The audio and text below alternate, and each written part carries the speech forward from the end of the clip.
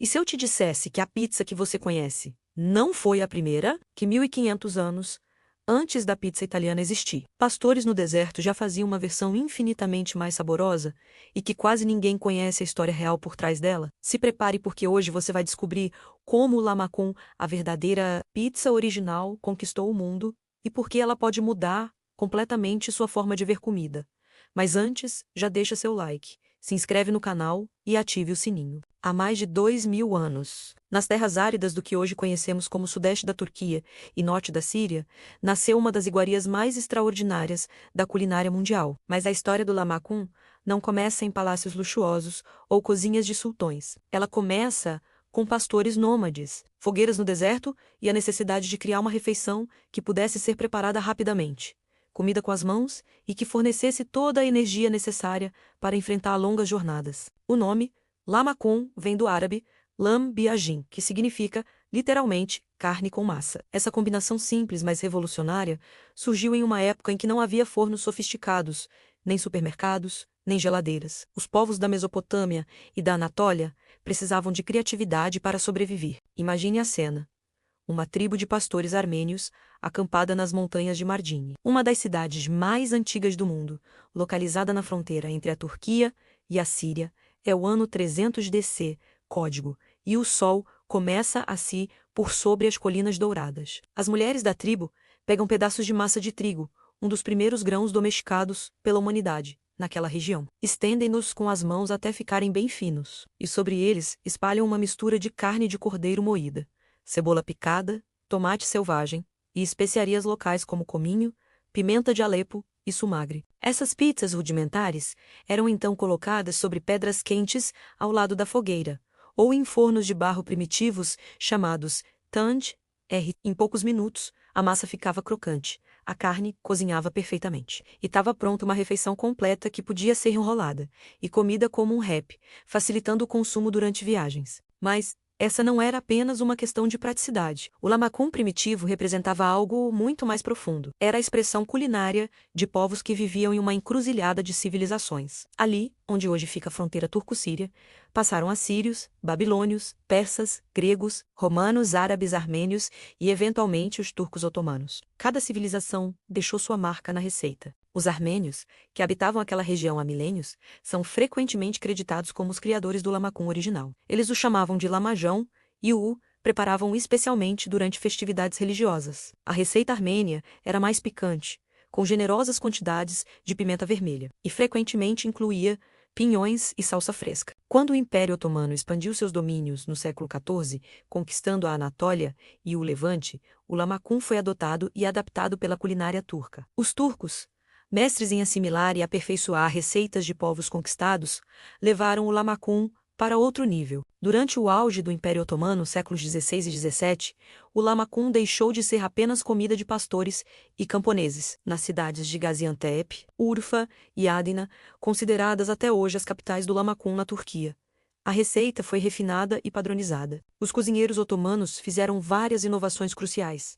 Primeira inovação: a massa perfeita. Eles descobriram que uma massa extremamente fina, quase translúcida, era superior. A técnica envolvia sovar a massa por pelo menos 20 minutos, deixá-la descansar e então abri-la com um rolo de madeira oclava até que ficasse com apenas 2 a 3 milímetros de espessura. Essa finura permitia que a massa ficasse simultaneamente crocante nas bordas e levemente macia no centro. Segunda inovação: o tempero da carne. A mistura de carne deixou de ser apenas cordeiro picado com sal. Se desenvolveu uma pasta complexa chamada quima, que combinava carne bovina ou de cordeiro moída 2 vezes para textura ultra fina. Cebola ralada não picada, tomate fresco ralado, pimentão vermelho, pimenta de Alepo, cominho, pimenta do reino, sal e, crucialmente, pasta de pimenta vermelha, turca Biber salsas. Alguns mestres adicionavam melaço de romã para dar um toque agridoce. Terceira inovação: o forno de pedra. Os otomanos aperfeiçoaram o uso de fornos de pedra a lenha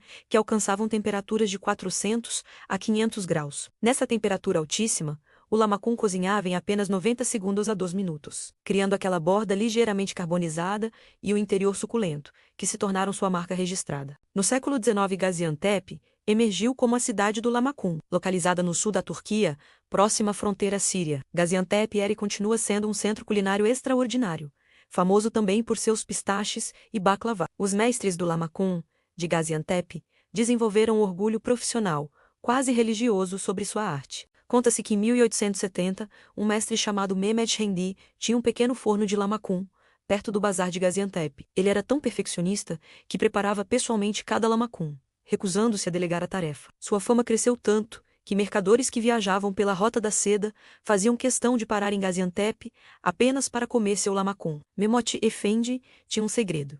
Ele adicionava uma pitada de canela à mistura de carne, um toque que trazia profundidade sem ser identificável. Durante a queda do Império Otomano e a criação da República Turca, em 1923, houve grandes deslocamentos populacionais. Armênios, gregos e assírios foram dispersados ou migraram, levando suas versões do Lamacum para o Líbano, Síria, Armênia e, eventualmente, para a Europa e América. Cada comunidade manteve sua versão, criando um fascinante mosaico de variações. A diáspora turca dos anos 1960 a 1970, quando milhões de turcos migraram para a Alemanha como trabalhadores convidados Gastarbeiter, foi crucial para a internacionalização do Lamacum. Em Berlim, Colônia e Frankfurt, pequenos restaurantes turcos começaram a servir Lamacum para trabalhadores saudosos de casa. Mas algo interessante aconteceu.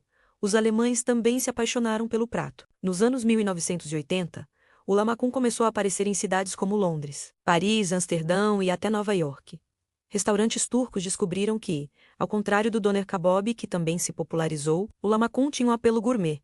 Era visto como exótico, sofisticado, diferente da pizza italiana. Hoje, o Lamacum vive sua era dourada global. De Melbourne a São Paulo de Toronto, a Dubai, restaurantes turcos e levantinos servem versões do prato ancestral, mas com a globalização vieram também debates apaixonados sobre a autenticidade. Na Turquia, especialmente em Gaziantep, os puristas defendem regras estritas. A massa deve ser aberta à mão, não com máquina. A carne deve ser fresca, nunca congelada. O forno deve ser a lenha, não elétrico ou a gás. E o Lamacum deve ser servido imediatamente, ainda fumegante, acompanhado apenas de salsa fresca maidanoz, limão e talvez ayran, bebida de iogurte salgado. Esses puristas ficam horrorizados com algumas adaptações modernas.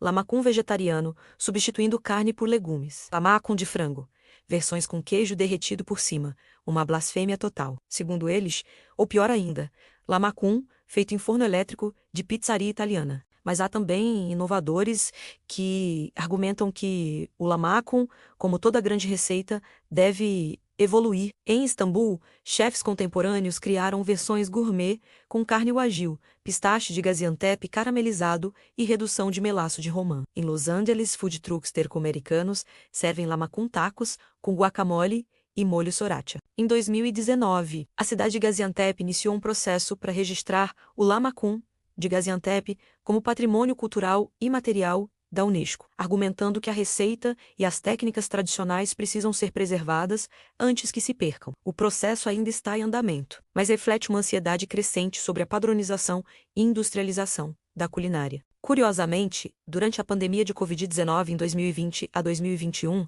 o Lamacum experimentou um ressurgimento inesperado. Com restaurantes fechados, milhares de pessoas ao redor do mundo começaram a fazer Lamacum em casa. Vídeos no YouTube e TikTok ensinando a receita acumularam milhões de visualizações. Grupos no Facebook dedicados ao Lamacum caseiro surgiram em dezenas de idiomas. Essa democratização levou a descobertas interessantes. Pessoas perceberam que o Lamacum poderia ser adaptado para dietas específicas, versões low carb com massa de couve-flor, versões halal certificadas, versões kosher. Uma padaria em Tel Aviv, Israel, criou uma versão judaico-armênia, que se tornou viral, provocando debates sobre apropriação cultural versus celebração culinária. Hoje, estima-se que mais de 50 milhões de Lamacums sejam consumidos diariamente ao redor do mundo. Na própria Turquia, o prato é tão popular que há cadeias de restaurantes especializadas exclusivamente em Lamacum, como a Halal Lamacum em Istambul, que serve mais de 10 mil unidades por dia. Mas talvez o aspecto mais fascinante do Lamacum moderno